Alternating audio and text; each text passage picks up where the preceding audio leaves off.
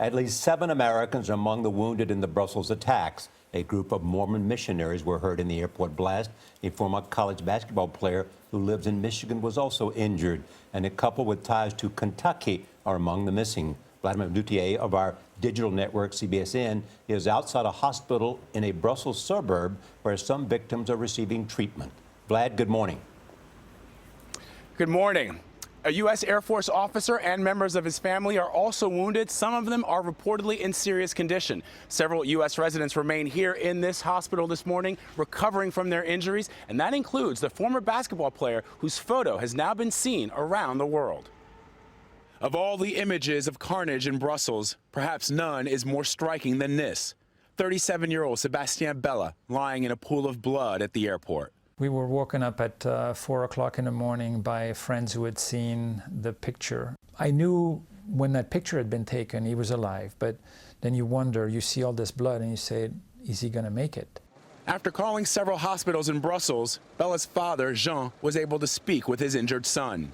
I think he was speaking very weakly and very slowly because he was in shock.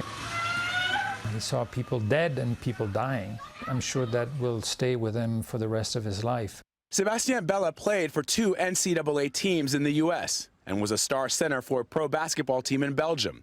He was headed home to Michigan, where he lives with his wife and children. I want to tell him how proud he should be about his determination, about his courage.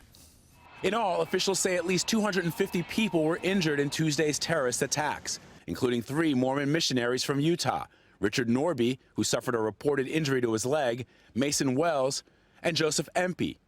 Empey's parents say he has second-degree burns to his hands and face, shrapnel injuries to his legs. We love him a lot, and we just are excited to see him again and hope that he gets all the way better.